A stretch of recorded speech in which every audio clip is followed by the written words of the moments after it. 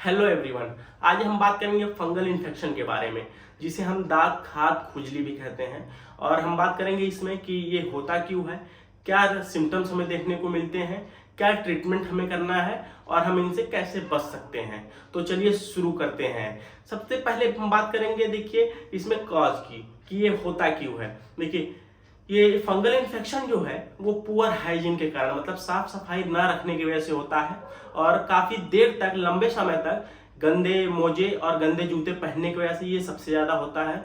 और देखिए due to moist, देखिए नमी की वजह से ये सबसे ज्यादा होता है। और ये जो कि हमें हमारे नेल्स में, हेयर्स में और हमारी स्किन पे देखने को मिल जाता है।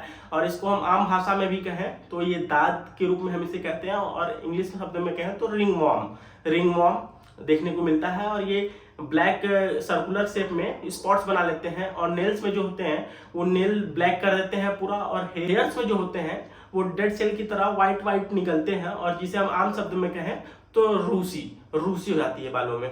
तो ये ऐसे देखने को मिलते हैं। और ये जो सिम्टम्स आते हैं वो सिम्टम देखिए क्या क्या रहते हैं, हम उनके बारे में बात करेंगे। देखिए ईचिंग मीन्स खुजली होगी वहां पे, बर्निंग मतलब जैसे लगेगा कि वो उतना देर का एरिया जल रहा है। पीलिंग हो जाएगा मीन्स जिसे हम कहते हैं छिल जाएगा, वो उतनी दूर का एरिया छिल जाएगा। और रेडनेस हो जाएगी, वो एरिया रेड कलर में हो जाएगा उतना। और ब्लिस्टर्स मीन्स फफोले पड़ जाएंगे, उतने दूर पे जो है कि छाले टाइप के फफोले पड़ जाएंगे।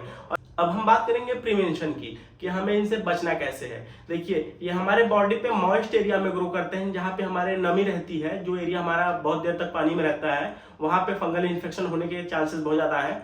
जैसे कि हमारा पैर, तो देखिए जब भी हम नहाने के बाद हमें उस एरिया को जो है कि ड्राई करना है। मॉइस्ट मतलब गीला नहीं छोड़ना है वहां पे, बल्कि पाउडर लगा के उसको ड्राई करना है। और देखिए हमारे जो टॉवल हैं, साबुन है, जो कंघी हम यूज करते हैं, जो शेविंग किट हम यूज करते हैं, वो जो है कि हम अपना एक अलग रखें और किसी के साथ शेयर ना करें। इससे भी हम बच सकते हैं। रेगुलर कटिंग करें अपने नेल्स की, और ट्रिम करें हेयर वगैरह को। और जो है कि शूज और सॉक्स जो है वो क्लीन पहने। इन सारे तरीकों से हम बच सकते हैं कि हमें फंगल इन्फेक्शन ना हो। चलिए तो अब हम बात करते हैं ट्रीटमेंट की, क्या क्या ट्रीटमेंट हमें इसमें करना है। देखिए इसमें जो है कि हम जो ट्रीटमेंट देते हैं दो क्लास के ड्रग्स का बहुत ज्यादा यूज करते हैं, एजोल ग्रुप का और एलिमाइन ग्रुप्स का। तो अब हम बात करते हैं देखिए एजोल ग्रुप्स में। अगर इन्फेक्शन हमारे बॉडी एरिया में है, मीन्स गले में है, अंडर आर्म्स में है, और पेल्विक रीजन में है, और पैरों में है, मीन्स जहां पे हम क्रीम लगा सकते हैं, अगर इन्फेक्शन वहां पे है तो हम जो है कि इनको क्रीम देते हैं। और हम सबसे पहला सॉल्ट जो इसमें आता है वो क्लोट्रिमाजोल सॉल्ट बहुत ज्यादा यूज किया जाता है। इसको सबसे मतलब बेसिक स्टार्टिंग से हम यूज करते हैं। और ये जो क्रीम्स हमें मार्केट में अवेलेबल है, कैंडिड के नाम से, कैनेस्ट्रेन के नाम से। कैंडिड का देखिए पाउडर भी आता है और क्रीम भी आता है, और कैनेस्ट्रेन का जो है वो उसका क्रीम आता है। तो सबसे पहले हम ये यूज करते हैं। और सेकंड एलिलाइन ग्रुप्स में हम जो है कि यूज करते हैं टर्बिनाफिन जो है कि इसका क्रीम हम यूज करते हैं। और टर्बी सेप के नाम से, टर्बी फोर्स के नाम से, टाइजा के नाम से, ये सारे क्रीम्स हमें मार्केट में अवेलेबल है। तो हम दोनों का जो कि कॉम्बिनेशन यूज करेंगे, एजोल ग्रुप का और एलिमाइन ग्रुप्स का, दोनों का हम कॉम्बिनेशन देते हैं। अब हम बात करें और सारे ऑप्शंस की कि हम इस और क्या दे सकते हैं। देखिए कीटाकोनाजोल भी दे सकते हैं, और हमें मार्केट में ये कैंडिड एलजेड के नाम से और कीटो स्टार के नाम से मार्केट में हमें देखने को मिल जाती हैं ये क्रीम्स। और इसमें हम लूलिकोनाजोल भी दे सकते हैं। लूलिकोनाजोल में जो है कि मार्केट्स में जो क्रीम आती हैं, लूफियन और लूलिकैन, ये सारी दवाएं आती हैं, ट्यूब के फॉर्म में रहती हैं, क्रीम रहता है, और हम इनको दे सकते हैं। और अब हम बात करें माइक्रोनाजोल में, तो माइक्रोनाजोल में माइक्रोजेल के नाम से क्रीम आती है। ये सारी क्रीम्स हम दे सकते हैं। बेसिकली एक एजोल ग्रुप में से मैंने जो नाम बताया उसमें से एक कोई क्रीम, और जो है कि एक एलिमाइन ग्रुप से। अब हम बात करें कि टैबलेट्स की। देखिए अगर इन्फेक्शन हमारे नेल्स में है, पैरों के नेल्स में, हाथों के नेल्स में, या हमारे हेयर्स में है, तो वहां पे क्रीम लगाना पॉसिबल नहीं है। तो उन केस में क्या है कि हमें जो है कि टैबलेट देनी पड़ती है। और टैबलेट्स में हम जो यूज करते हैं फ्लूकोनाजोल, इट्राकोनाजोल, ये सारी यूज करते हैं। और टर्बिनाफिन में हम एलिल ग्रुप्स में टर्बिनाफिन यूज करते हैं। तो बेसिकली दोनों का कॉम्बिनेशन हमें देना पड़ता है। और फ्लूकोनाजोल में जो आता है मार्केट में हमें देखने को फॉरकैन के नाम से रहता है, ये और न्यू फोर्स के नाम से आता है। ये 150 mg और 200 mg दोनों में रहता है। और ये हम बेसिकली पेशेंट की कंडीशन पे डोज डिसाइड करते हैं कि क्या रहेगा। और इट्राकोनाजोल में कैंडी फोर्स के नाम से कैंडिट्रिल के नाम से हमें मार्केट्स में देखने को मिलते हैं, और ये जो है कि 100 mg में और 200 mg में दोनों में रहते हैं, और ये भी पेशेंट की कंडीशन पे डिपेंड करेगा कि हमें क्या उसको देना है।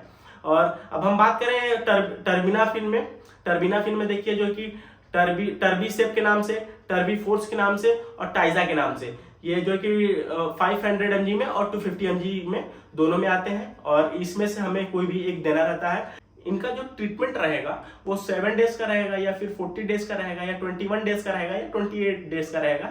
तो ऐसे ही रहता है, मतलब 7 डेज और कंटिन्यू कर जाइए। और इसका जो आप यूज करेंगे, अगर आपको लग रहा है कि अब मुझे आराम हो गया है पूरी तरह से, आपको पूरे सिम्टम्स खत्म हो गए हैं, फिर भी आप ट्रीटमेंट जो है 2 वीक और कंटिन्यू करेंगे डॉक्टर्स की सलाह से, क्योंकि इसमें अगर आप मेडिसिन बंद कर देते हैं तो आपको फिर से इन्फेक्शन हो जाएगा और आपको फिर से आराम नहीं होगा। हाँ, तो सबसे मेन और जरूरी बात कि बिना डॉक्टर के कंसल्ट के कोई भी दवा नहीं लेनी है, वो डॉक्टर डिसाइड करेंगे क्या डोज रहेगा। अब हम बात करते हैं कि देखिए इसमें और क्या देना है हमें पेशेंट को। देखिए इसमें हम सोप देते हैं, कीटो स्टार सोप हम इसको में देते हैं, कीटोकोनाजोल का, उससे नहाना रहता है पेशेंट को, उसी सोप का यूज करना रहता है, जिससे इन्फेक्शन और ज्यादा बढ़े ना। और इसमें हम एंटी एलर्जिक टेबलेट्स भी देते हैं, जिससे कि इचिंग वगैरह ना हो पेशेंट को। तो उसमें हम सिट्रजिन, लेवोसिट्रजिन और फेक्सोफेनाडिन देते हैं कि पेशेंट को इचिंग वगैरह, खुजली वगैरह ना हो। और सिट्रजिन में हम उसको जो देते हैं वो सिट्रजिन और सेटसिप देते हैं पेशेंट को। और लेवोसिट्रजिन में हम जो है कि पेशेंट को एलसीजेड और सेटसिप एल देते हैं। और फेक्सोफेनाडिन में हम इसको पेशेंट को एलेग्रा या फिर हिस्टाफ्री देते हैं। ये मार्केट्स में ये सारी दवाएं हमें देखने को मिलती हैं, और ये इसका जो डोज रहता है वो 10 mg रहता है, और हम रात में यूज करते हैं। और हाँ, सबसे इंपॉर्टेंट बात, कुछ केसों में क्या होता है कि पेशेंट पूरा ट्रीटमेंट कंटिन्यू नहीं करते हैं, उनको ऊपर से आराम लगता है तो वो ट्रीटमेंट बंद कर देते हैं, और कुछ दिन बाद उनको इन्फेक्शन हो जाता है, तो फिर वो कहते हैं कि डॉक्टर साहब हमें आराम नहीं हुआ, हमें दोबारा से ये हो गया प्रॉब्लम। तो उसके लिए सबसे महत्वपूर्ण बात है जो आपको ध्यान में रखनी है, बिना डॉक्टर के कंसल्ट के आपको दवा कभी भी बंद नहीं करनी है, और आराम होने के बाद जो है 2 से 3 वीक और दवा कंटिन्यू रहेगी, तभी आपको पूरा आराम होगा।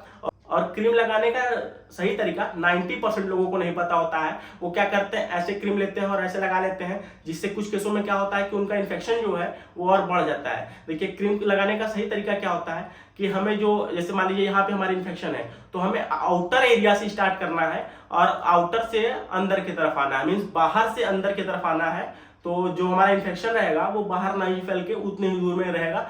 तो कुछ केसेस में ये भी होता है कि लोगों को क्रीम लगाने का सही तरीका नहीं पता होता है, और उससे उनको इन्फेक्शन फैल जाता है। और हाँ, देखिए अगर आपको इन्फेक्शन हुआ है और आपके घर में भी इन्फेक्शन हुआ है, तो आपने अपना ट्रीटमेंट करा लिया और अपने घर के सदस्य का ट्रीटमेंट नहीं कराया, तो फिर से आपको जो है कि फंगल इन्फेक्शन होने के चांसेस 90% है। क्योंकि जब तक अगर आपको घर में रहेगा तो वो एक व्यक्ति से दूसरे व्यक्ति में फैलता है, क्योंकि छुआछूत की बीमारी है। तो अगर घर के किसी भी एक आदमी को है तो वो दूसरे आदमी को भी हो जाएगा, इसलिए जो है कि पूरे परिवार का ट्रीटमेंट साथ में कराएं। अधिकतर केस में हमें क्या देखने को मिलता है कि पेशेंट जो है कि अपने नेल्स के और जो है कि हेयर्स के फंगल इन्फेक्शन को जो है कि इग्नोर कर देता है, और बॉडी पे अगर कहीं हुआ है तो वो क्रीम लगा के उसको ठीक कर लेता है, और नेल्स पे और हेयर्स पे जो फंगल इन्फेक्शन है उस पर ध्यान नहीं देता है। तो इसमें क्या होता है कि जब तक वो क्रीम लगाएगा तो पेशेंट को आराम रहेगा, पर क्रीम बंद करने के कुछ दिन बाद ही उसको फिर से वो प्रॉब्लम फेस करनी पड़ती हैं, फिर तो उसको वो प्रॉब्लम्स हो जाती हैं। इसलिए जो है कि कभी भी रहे तो अगर आपको नेल्स पे है, हाथ के या पैर के कहीं पे नेल्स पे है या हेयर्स पे है, तो उसको भी साथ में ट्रीटमेंट कंटिन्यू करना है।